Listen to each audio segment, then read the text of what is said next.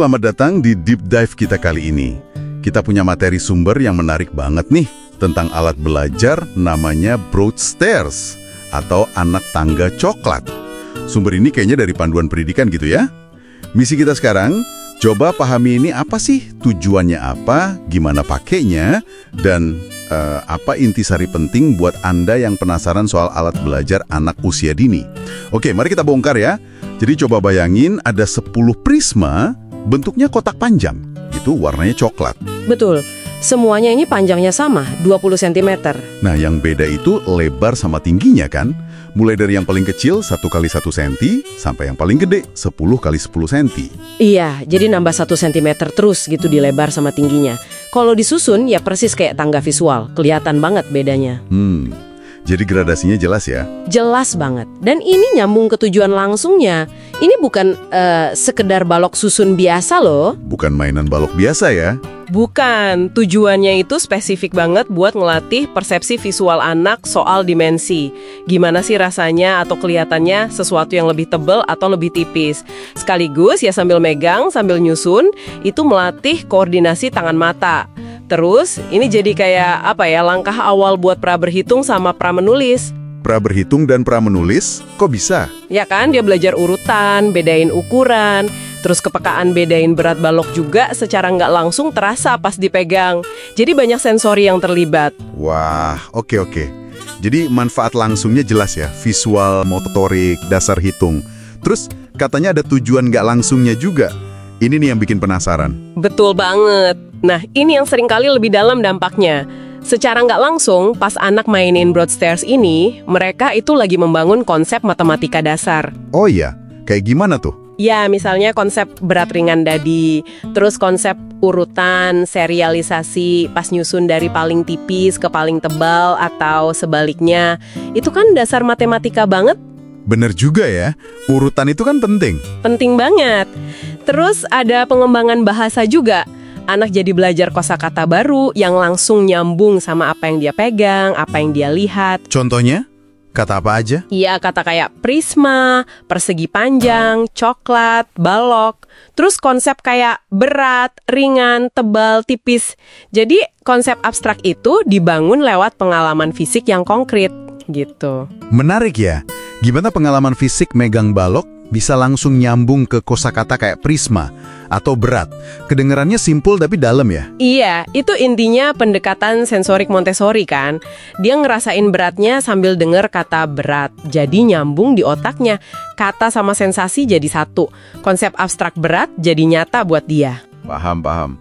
Terus alat ini katanya cocok buat anak umur 2,5 tahun ke atas ya? Iya, biasanya mulai usia segitu. Dan ada fitur kontrol kesalahannya yang menurut saya cerdas banget nih. Gimana tuh? Nah, ini dia.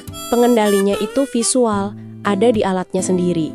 Kalau anak nyusunnya nggak bener, tangganya itu nggak bakal kelihatan rata, nggak harmonis. Oh, jadi kelihatan gitu ya kalau salah? Kelihatan banget. Anak bisa lihat sendiri, loh kok ini aneh ya bentuknya. Nggak perlu kita orang dewasa nunjukin terus, salah. Dia bisa coba koreksi sendiri. Jadi belajar dari kesalahan visualnya sendiri ya? Keren ini. Jadi dia coba lagi, paham polanya sendiri, mandiri jadinya. Tepat, itu inti belajar lewat penemuan dan koreksi mandiri. Anak jadi aktif belajarnya. Dan cara ngenalin alat ini ke anak juga ternyata ada macam-macam caranya ya, nggak cuma disusun aja. Nyusun sesuai urutan, tapi ada juga variasi lain buat kreativitas. Kayak bikin menara, atau bikin pagar gitu, terus pakai kartu juga bisa.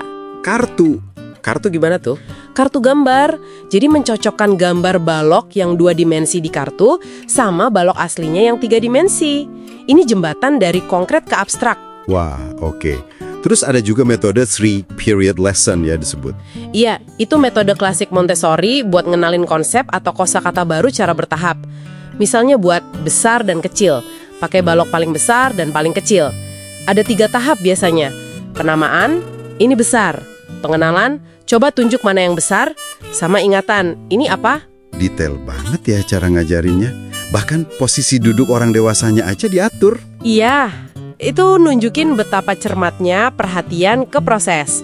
Sumbernya nyebutin Orang dewasa atau pemandunya disarankan duduk di sisi tangan dominan anak pas presentasi, biar nggak menghalangi pandangan dan gerakan anak.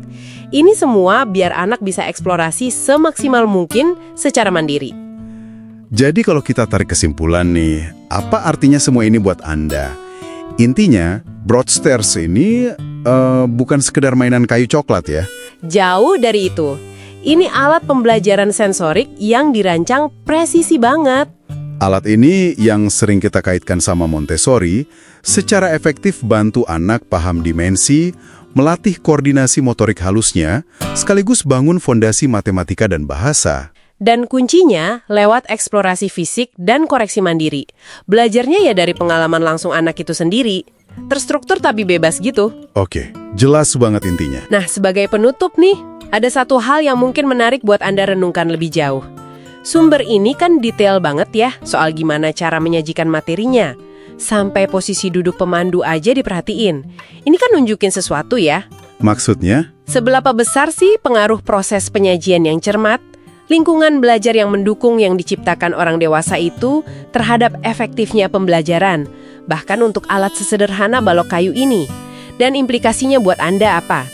Mungkin buat cara Anda ngajar, atau dampingi anak belajar, atau bahkan pas Anda sendiri lagi belajar skill baru. Seberapa penting cara kita belajar atau diajarkan? Nah, itu sesuatu buat dipikirkan deh.